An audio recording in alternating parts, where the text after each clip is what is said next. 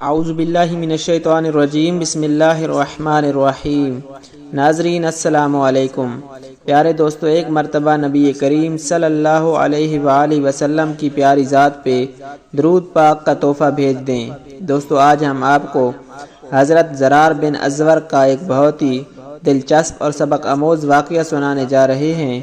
پیارے دوستو، اس سے پہلے اگر ابھی تک آپ نے ہمارے چینل کو سبسکرائب نہیں کیا تو اس طرح کے معلوماتی اور دلچسپ واقعات کے لیے ہمارے چینل کو ضرور سبسکرائب کر دیں۔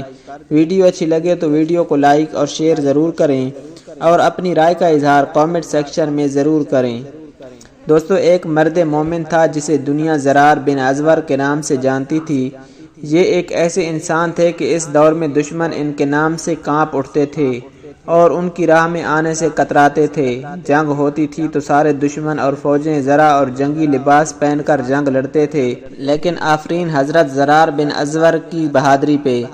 زرہ تو درکنار اپنا کرتا بھی اتار دیتے تھے۔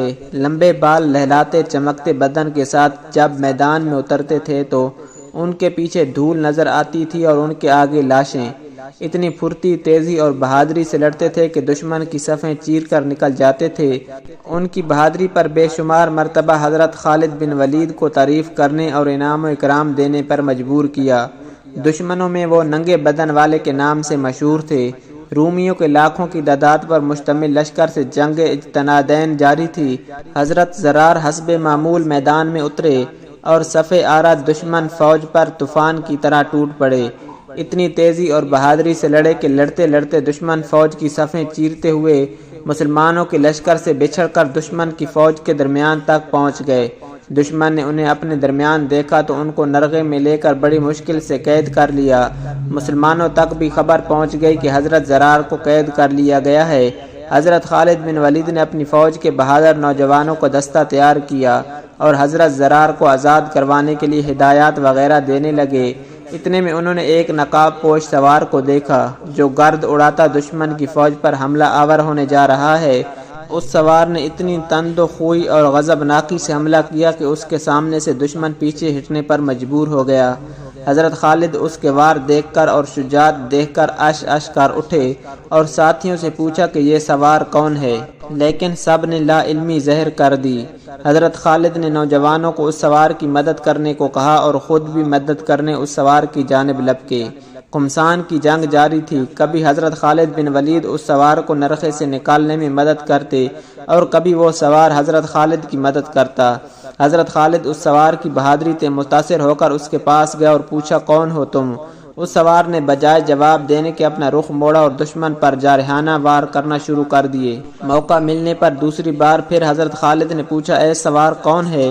اس سوار نے پھر جواب دینے کی بجائے رخ بدل کر دشمن پر حملہ آور ہوا۔ تیسری بار حضرت خالد نے اس سوار سے اللہ کا واسطہ دے کر پوچھا کہ اے بہادر، تو کون ہے؟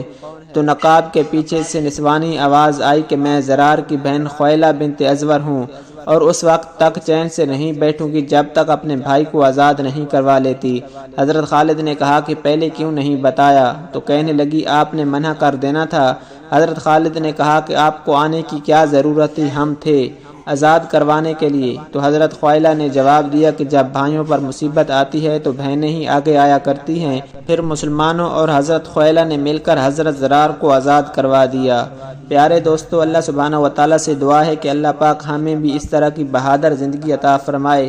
اللہ سبحانہ وتعالیٰ ہمیں 5 وقت با جماعت نماز پڑھنے کی توفیق عطا فرمائے۔ اللہ سبحانہ وتعالیٰ ہمیں گناہوں سے توبہ کرنے کی توفیق عطا فرمائے۔ اللہ سبحانہ وتعالیٰ ہمارا خاتمہ بالایمان فرمائے۔ پیارے دوستو، اس طرح کی معلوماتی ویڈیوز کے لیے ہمارے چینل کو ضرور سبسکرائب کر دیں۔ ویڈیو اچھی لگے تو ویڈیو کو لائک اور شیئر ضرور کریں اور اپنی رائے کا اظہار کامنٹ سیکشن میں ضرور کر دیں۔